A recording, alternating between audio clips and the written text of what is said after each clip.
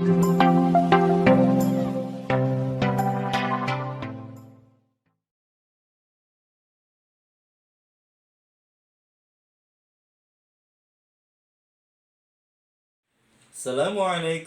warahmatullahi wabarakatuh.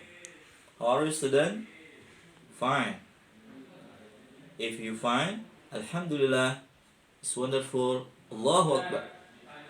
Today, I want to teach you Indonesian language. In the chapter 8, about menemukan gagasan utama dalam sebuah paragraf. Okay. Before we study, we pray to Allah Subhanahu wa taala. Bismillahirrahmanirrahim. Rabbi zidni ilma warzuqni fahma. Ya Allah, give me knowledge and understanding. Amin. Okay, student. This session I will tell you about paragraph. You know what is meaning of paragraph? Are you know? Yes. Paragraf adalah kumpulan beberapa kalimat yang memiliki gagasan utama. Ingat kata kuncinya. Paragraf harus memiliki gagasan utama. Bagus. Yang kedua, di samping gagasan utama, paragraf harus memiliki gagasan penjelas atau yang menjelaskan gagasan utama tadi. Nah, oleh karena itu, ya, setiap paragraf itu gagasan utamanya ada di kalimat utama.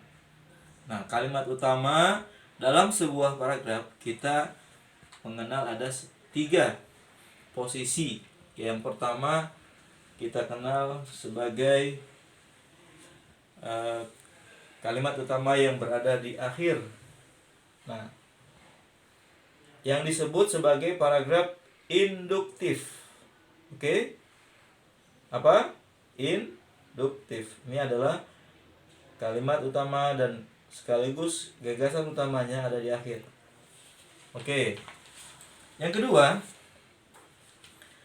secondly, ya, paragraf memiliki kalimat utamanya di awal atau disebut paragraf deduktif. Oke, yang ketiga. Nah, inilah yang paling unik. Ada paragraf yang memiliki kalimat utama dan gagasan utamanya di awal dan di akhir. Disebut campuran. Oke. Oke, student. Before you study, don't forget you must eat fruit every day, because this fruit can make you healthy.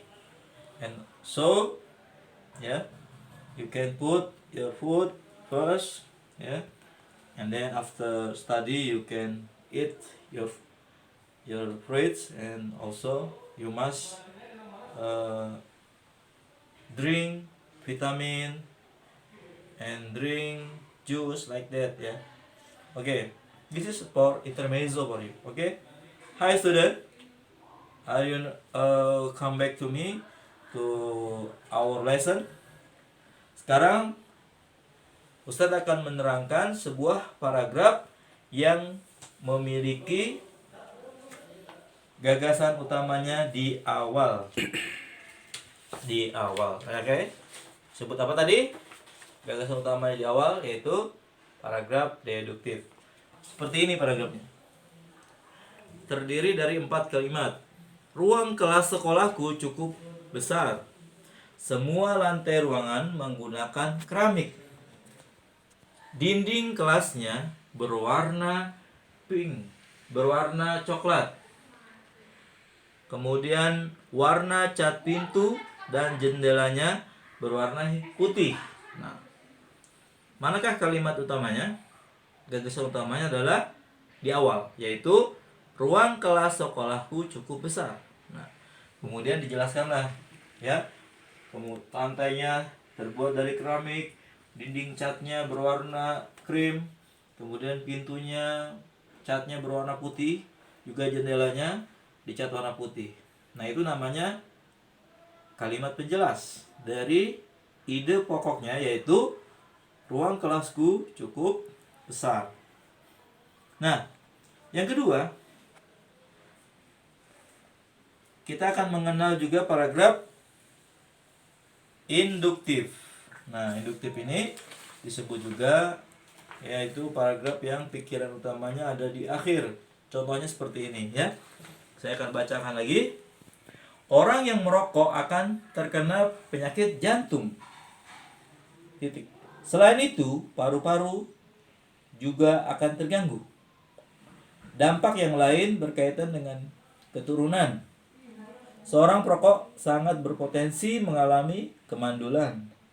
Bagi ibu hamil, jika ia perokok, maka janin dalam kandungannya akan mengalami gangguan. Itulah bahaya rokok. Nah, kalimat utamanya mana? Yaitu yang di akhir. Itulah bahaya rokok. Nah, gagasan utamanya adalah tentang bahaya rokok. Nah, itu disebut paragraf induktif. Oke. Yang ketiga, kita mengenal juga ada paragraf yang memiliki pikiran utama atau gagasan utama di awal dan di akhir. Nah, kita lihat contohnya seperti ini. Ya, kelasku sangat nyaman karena memiliki hiasan yang bagus. Juga memiliki pencahayaan yang cukup. Udara dari jendela sanitasinya sangat bagus. Tiba-tiba datanglah musibah corona. Kelasku kini sepi. Yang tadinya ramai kini sepi. Saya ulangi, ya. Kelasku sangat bagus. Dindingnya bagus. Mejanya bagus. Misalkan ya. Kemudian tapi sekarang kelasku jadi sepi. Kemana murid-murid? Kira-kira gagasan utamanya mana itu? Ya, benar. Yang pertama, dia menceritakan kelasku sangat bagus. Nah, yang kedua, kelasku kini sepi. Ya, walaupun bagus, nah, kini kelasku sepi. Akhirnya itu gagasan yang kedua, adanya di akhir. Nah, itu membuktikan bahwa ya, gagasan itu bisa dua kali dalam sebuah paragraf, di awal dan di akhir. Nah, oke.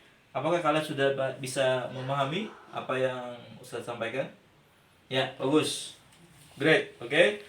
Nah, berikutnya kalian akan mengeksplor teks berupa berita, informasi maupun ya terutama adalah berita-berita yang up to date. Up to date ini artinya berita yang sekarang sedang heboh di mana-mana. Tugas kalian apa?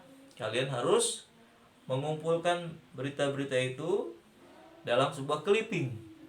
Nah, apa itu clipping? Kalian ya jadikan sebuah